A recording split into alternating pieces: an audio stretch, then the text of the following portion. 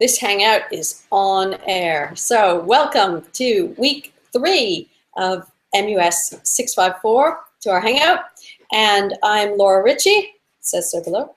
And joining me is Pete, and we are hoping to have our guest, who I know is out there, but he's traveling at the moment and joining in via his Wi-Fi. So we have Pete.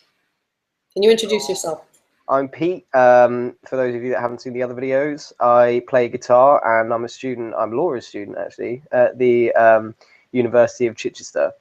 So that's what I do, and interested in lots of stuff about learning and obviously scales. It's good. So this week we've been talking about scales and the relationship of notes. And it's funny because whenever you bring up a topic like this, technical sort of, it's like saying to people, would you like to eat some raw green vegetables? And the reaction is often a bit, you know, what? Why? Couldn't you offer me something nicer? But so really we wanted to think about the whole idea of scales and musical learning, when scales were introduced to us, why we practice them, what's our motivation, how our attitudes have changed over time, and what's the usefulness of them. And it's been quite funny, the different stories, the experiences that people have, especially, as we've seen before, coming from different instrumental backgrounds, how some people don't think of what they do as using scales, even though they use scales all the time. So, Pete, what's your background with scales? Well, it depends on what instrument you're talking about, because originally I played the piano when I was very, very, very young. My mum got me a piano teacher because my sister learned piano and I wanted to. So on there, it was very much kind of classical trained, as you can imagine, piano lessons, the whole sort of, you know, shebang. But on the guitar, which is my main instrument now, it was every kind of bedroom guitarist background. So essentially, I didn't have a background in scales until I went to college. And there, I got there and they were like, here are all the scales. And I was like, okay. And suddenly I was learning, other than the pentatonic, obviously I knew the pentatonic when I got to college, but I didn't know how to apply it or what it was really useful for. I knew that Hendrix's Hey Joe worked, the solo for that worked around the pentatonic scale, and I knew how to play it, but I didn't know much more than that. So when I got to college, I had this guitar teacher who taught me like all the kind of scales and arpeggios, caged system, lots of stuff like that. And so suddenly then I was able to solo and improvise and etc etc, and it went from there basically. And that's essentially my background on both the instruments. Can you explain what you mean by the caged system? The cage, you don't mean being in a cage, something? not an actual literal cage. The cage system is more of, is basically a tool that guitarists use, and what it is it shows you, it's a system that shows you how to rearrange chords so that you can basically play them anywhere on the neck. So rather than being stuck down between frets 1 and 3, say for example, which is where all of the open chords are, it will show you how to play, say, a C chord on the 12th fret, for example, or an A chord on, you know, the 5th, or whatever it is. It will show you how to do that. Why is that useful?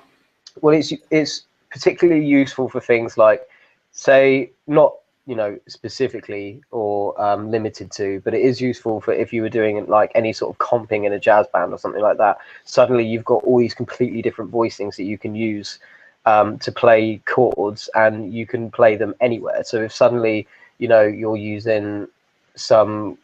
you're playing some crazy song and you're like, I don't just want to play open chords to that because it sounds weird. And sometimes they do sound weird because they're open chords and they're sort of designed for a few things. What's an open chord? An open chord is when you play it usually between the 1st and 3rd fret. You play the chord between the 1st and 3rd fret, and they entail some kind of open string. So strings where you're not pressing down on the frets. So it will be a mixture of that.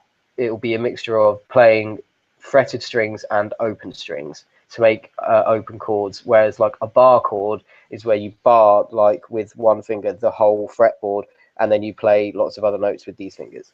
So that's the difference between like an open and a bar. And the cage system will tell you how to move all over the neck, playing all different chords and all different voicings, and it's useful for not only jazz but lots of other things as well. So you're talking from the point of view of a guitar player, and you're mixing the sort of harmonic function of chords, where they might be the underpinning of a whole ensemble, and telling us about the different. So with chords, you have a guaranteed 3 notes. And you can arrange them in a different way. So if they start off like this, I could take away, this is gonna be tricky, one of those notes and put it up there. Yeah. And change it. And they all have a different sound, because it's like, it'd be like making a sandwich, and instead of having 2 bits of bread, you got 1 bit of bread and then something, cheese in the middle and some lettuce on the top. And so the different arrangements, you have the same things, but you're putting them in a different order. And if you have a sandwich and you eat it with the lettuce on the bottom, and then the bread and the cheese on the top, it's going to taste different than if it's a normal open sandwich. That's the best analogy I think you could have ever used. And they sound different as well, because if you're playing in say the key of C, and your chord has a C in the bass, that's going to sound very different to if you're playing in the key of C and your C major chord or whatever has, you know, a G in the bass. It sounds very different. And so sometimes you might be in a place in a song where, you know, where that C in the bass, you know, it works, but it sounds better with a G in the bass for whatever reason, because you know, tell you what sounds better. And sometimes it could be first inversion, which is, you know, C, E, G or whatever, and then could be third inversion, which is G, and etc. etc. So it basically it livens things up and gives you lots of options to do different things with different chords. I want to pick up later on the idea of soloing that you mentioned, but I thought I'd give some string player experience as well. So as a cello player, speaking when I was learning cello in a school setting, so group lessons, nothing special, nothing particularly advanced or different from anybody else. This wasn't a fast track. There are some scales that are introduced in the beginning of string learning as a tool for guiding the physical placement of where your hand goes. So instead of being about learning a scale, they were about learning the orientation on the instrument. So from my point of view, I didn't realize that I was necessarily learning scales in different keys. I thought I was just learning that's where your hand goes. And I don't know, I think it's important to understand how the young learners are coming at scales. And so from my point of view, once I knew where my hand went, or once I thought I knew where my hand went, I didn't see the point in learning scales when I was very young, because I didn't know that there were so many versions and different things at a young age. But later, like you said, with the cage system on violin and viola and cello, there also are patterns that you can learn. And it's like, if you're not a string player, and the best analogy the analogy I can think of about this is it'd be like having different ladders next to each other. And so you've got these ladders that are lined up for your 4 strings. And the way the scales work, it's like if you walked up one of the ladders and then you had to move sideways onto another one and figure out how to create a path that took you from point A at the bottom to point B at the top, with a smooth transition across them. And what you want to be is like a circus performer, a gymnast, so that you're capable and fluid enough to do that. So you need dexterity, and you need to have the spatial awareness of what you're doing, but also you need to be able to, on a technical musical point of view, be able to play it in tune. And that across the neck of a stringed instrument changes. And you can see that on a guitar, because the frets that mark where your fingers go on a guitar, they get closer together as you go up the neck. And on an instrument without frets, you can't see that. And it's even perhaps even trickier on a wind or brass instrument, because they have possibly 3 valves if you're working on a tuba or a trumpet. And with the different combinations of those 3 valves and their lips, they achieve the different notes. So there's a lot of mental and physical, muscular knowledge that goes into playing those scales. It's funny, a technical thing. But with singers, and this is interesting, they do so many scales, but they don't have the technical fingering side to think about. So they don't, you might see often singers do fantastic warm-ups, and they'll sing a scale up and down with various variations of rhythms and notes. And then they move up a key, then they move up another key, and up another key. And if you asked an instrumentalist who was reading music or had a fingering pattern, it doesn't necessarily work that you can just move up a key. It might be that actually you start with one key, and if it's a string instrument, start with a key that's on an open string, or on a brass instrument, fundamentals, or of the instrument, so C or F.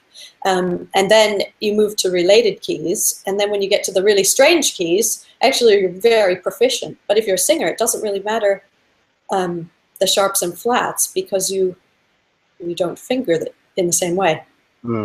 I noticed that's actually something that was really interesting when I was working with string players, because even though I am a string player, I'm not like a classical kind of string player, if you know what I mean, in terms of the instruments. Like guitarists have everything like laid out for them, and it's hilarious because when I use a capo, which is basically like a device that holds all 6 strings down,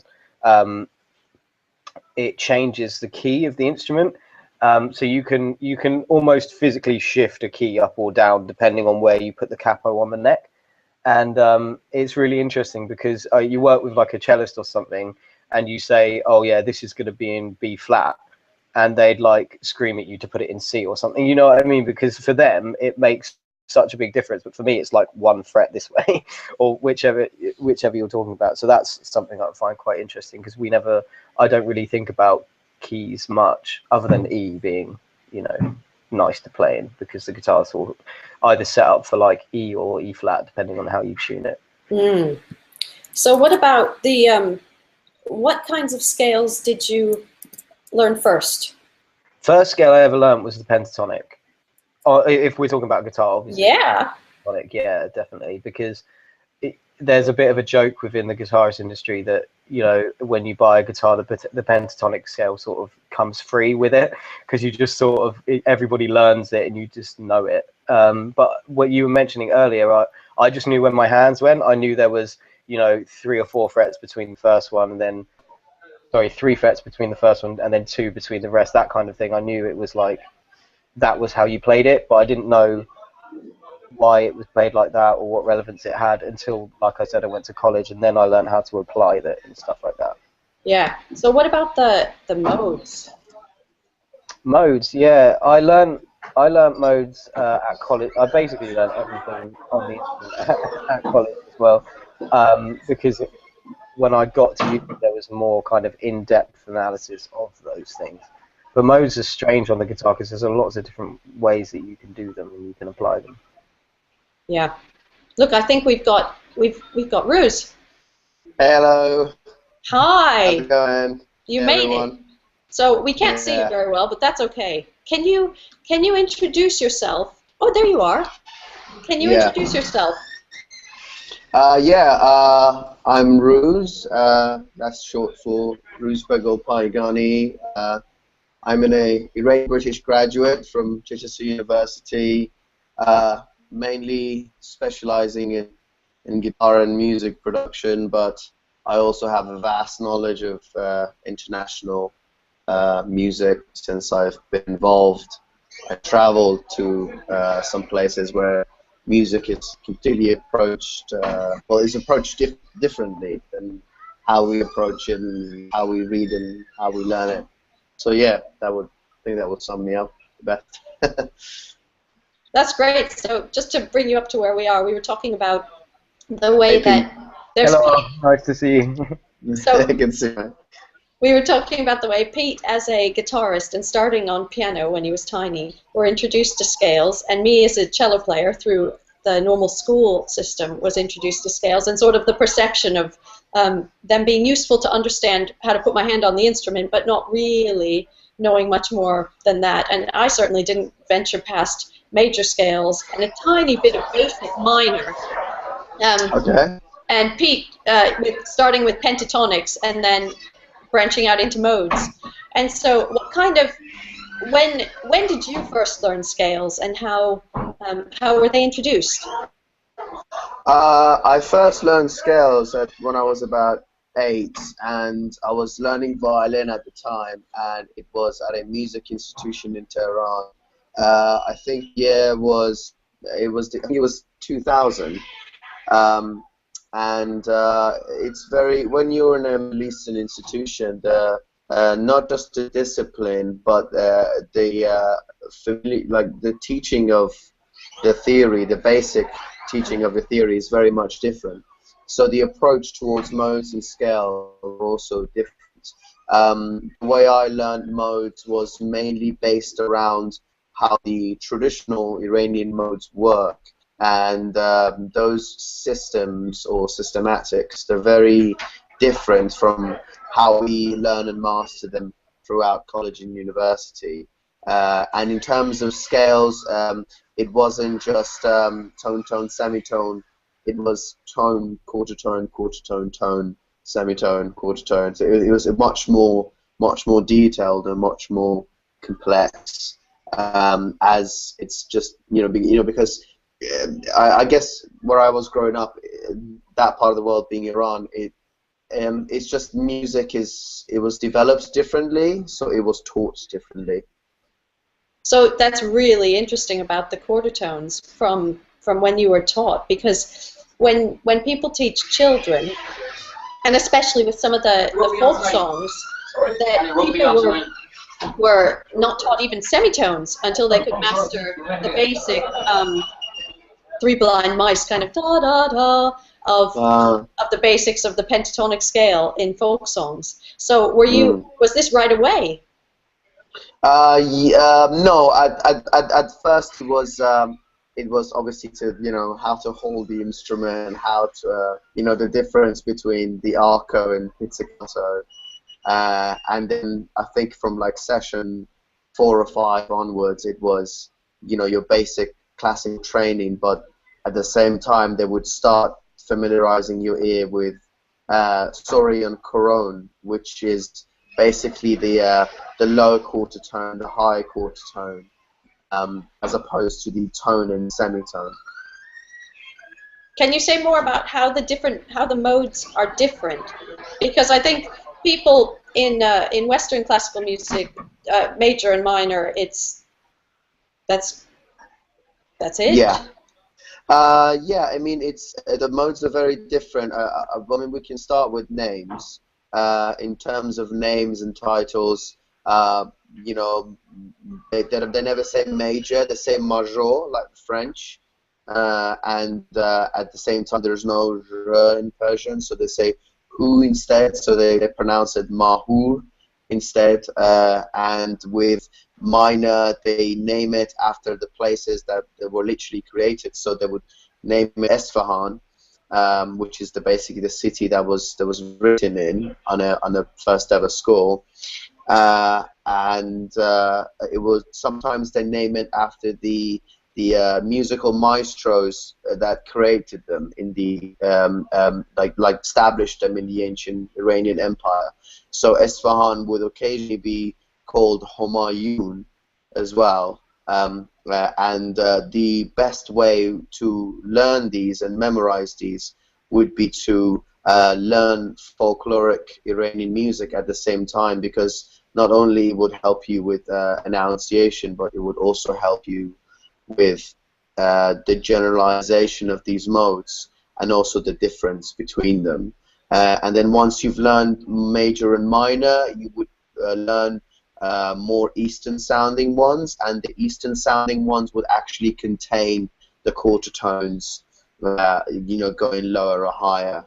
And then once you would learn the modes, you would learn the sub-modes, which would mainly be about singing more than instrumental playing. So as an instrumentalist, did you have to learn the singing modes as well? I had to, yeah, because in folkloric Iranian, the call and response movement during the performance is crucially important. So when the singer is going like, "Ah, na, na, na, na, na, na," so you have to be able to immediately play that on the violin, and then you have to get the key right, you have to get every single quarter tone right, and so yeah, that's it's very important that you learn all the sub modes as well as the modes. So were you taught these from a written score? Sorry, what was that? Were you taught them from a book, or from listening or copying? Yeah, no, it was. I had my maestro, and he would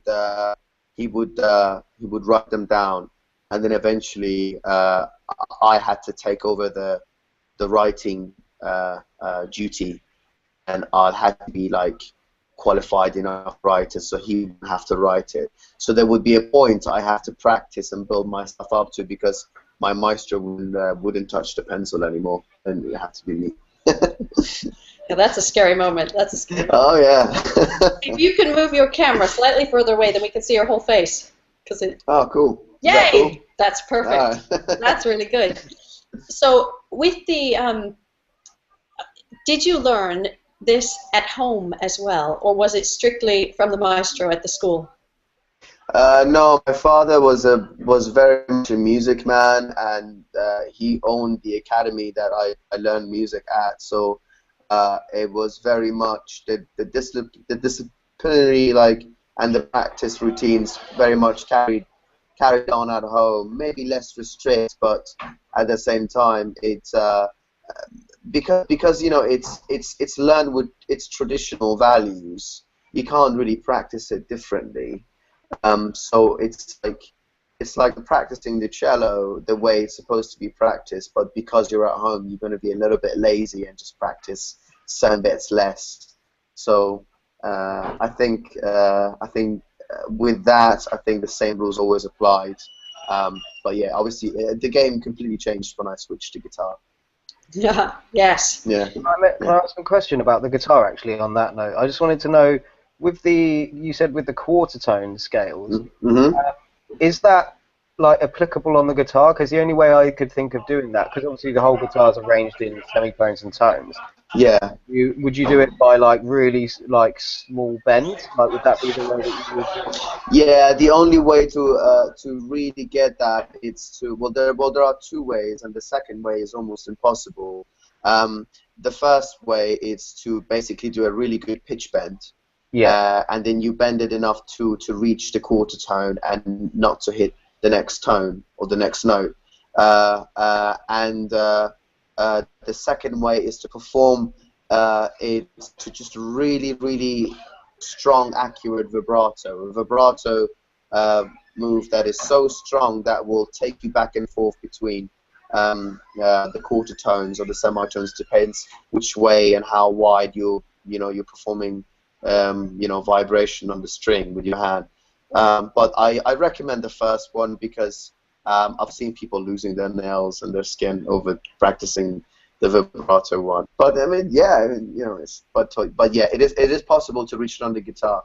But really good practice for bending though, because there's a lot of exercises out there that are similar to that. So yeah, I mean, I've always had very good vibrato on the guitar, and that was because of all the practice I did on the violin. I didn't think I'd had it if I didn't go through all of that with the violin. But yeah, unfortunately, guitar, unless if you're playing a fretless guitar or an oud, it's almost impossible, So you mentioned about how the modes are actually different in their conception, but in the understanding. Can you explain some of the technical differences and how that happens how they're practically different? The modes. Mm. Oh yeah, I mean there are different ways to describe the modes. Some of them are based on the cornering, the corners of the music theory, the major and minor, the diminished, the augmented, open notes, open chords. But some of them are modes, and they're very much about the feel and the tone of the place to play.